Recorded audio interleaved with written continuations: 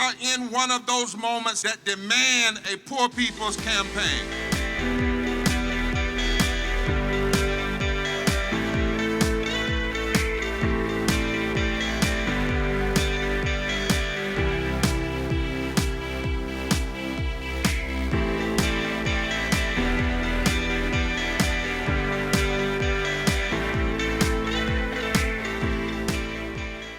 We in Congress, Mr. Speaker, have the power to end poverty. We must act immediately with resolve, moral clarity, and with complete attention to the lives of poor people who demand to be seen and respected with our actions. And that is why I am so proud to co-introduce with Barbara Lee this bold and necessary resolution that commits Congress to eradicating poverty from the bottom up. Our country now stands at a tipping point. 140 million people are poor or one healthcare crisis, job loss, or emergency away from economic desperation. We need a third Reconstruction to revive our moral and political commitments to democracy and the founding principles of this country.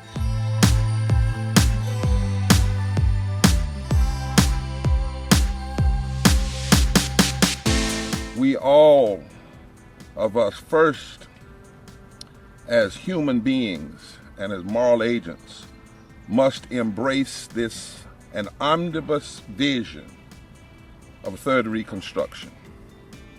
On behalf of the Poor People's Campaign coordinating committees in 45 states, over 2,000 interfaith clergy, and 300 partner organizations, but especially on behalf of Pamela Garrison, a low-wage worker from West Virginia, daughter of a West Virginia coal miner, who reminds this nation that although some say that poverty is a personal failing,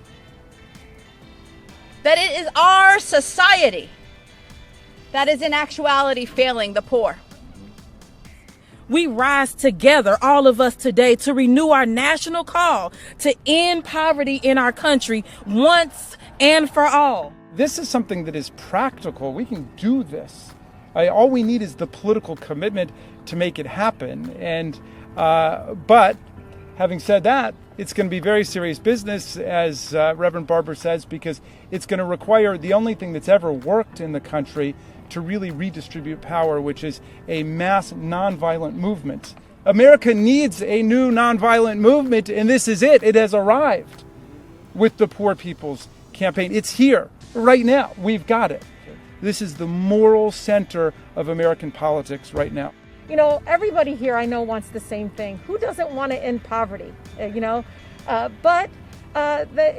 moving with a sense of urgency. I'm saying we don't have another hour. We don't have another day. We don't have another month. What we need is the kind of investment that will lift from the bottom up. And that's what this third Reconstruction omnibus vision says. If you're serious about poverty and low wealth and helping 43% of the nation and ending poverty, here's the roadmap for what must be done. Many of the provisions have already been introduced as bills and are moving through the process. Some, President Biden can issue executive orders. Today we say to poor people, Mr. Speaker, we see you and we will eradicate poverty in our country with you. We must have a third Reconstruction to fully address poverty and low wealth from the bottom up. And to those that may criticize, we've already got two answers for you, so we're ready. There is no scarcity of resources, because we've already done a budget too. We know that when we talk about deficit spending, we see it as investment and it comes back in a big way. Secondly, there is no scarcity of solutions.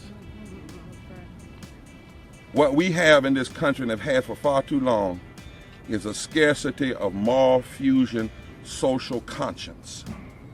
And it ends now with us and with this movement. And we will see the birthing of a third Reconstruction.